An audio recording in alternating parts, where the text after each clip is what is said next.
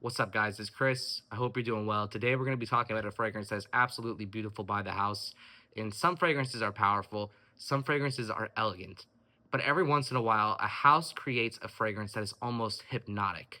Not loud, not overwhelming, just dangerously addictive. And in the world of Boadicea the Victorious, there's one fragrance that captures that feeling perfectly, and that is Violet Sapphire, guys. This is not just another luxury fragrance. This is easily one of the most intoxicating fragrances Boadicea has ever created. And today we're breaking down the artistry, the scent profile, where Violet Sapphire sits in the Sapphire lineup, and why collectors quietly consider this one of the most addictive fragrances in the entire house. To understand Violet Sapphire, you have to understand the importance of the Sapphire line within Boadicea the Victorious. The Sapphire fragrances represent some of the most recognizable creations from the house.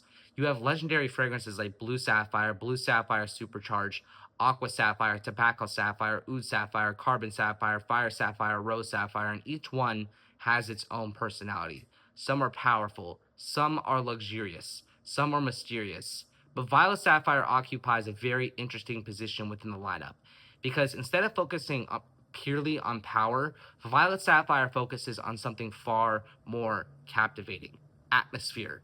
This fragrance doesn't just project scent, it creates a mood. What makes Violet Sapphire so intoxicating is the balance between darkness and elegance. Some fragrances that aim for darkness become heavy or overwhelming, but Violet Sapphire does something very different here.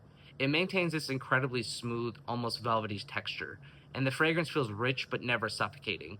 That balance is incredibly difficult to achieve within perfumery. And that's why Violet Sapphire stands out even within the Sapphire lineup. It doesn't dominate you, it draws you in. And the more you smell it, the more it pulls you back.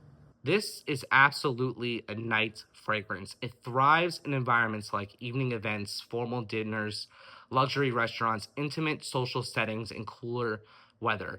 Violet Sapphire feels almost natural when the environment itself has a sense of mystery and elegance. It's not meant for chaotic daytime events, it's meant for moments that feel more refined. Violet Sapphire performs extremely well. The longevity is strong, the projection is noticeable but controlled, and this is not a nuclear fragrance like Blue Sapphire Supercharged, but it still creates a noticeable presence around you. The difference is that Violet Sapphire feels more magnetic than aggressive, and people notice it when they enter your space, and once they do, it's incredibly memorable. If we look at the Sapphire lineup, each has a distinct personality. Blue Sapphire is powerful and radiant. Blue Sapphire supercharges maximum intensity.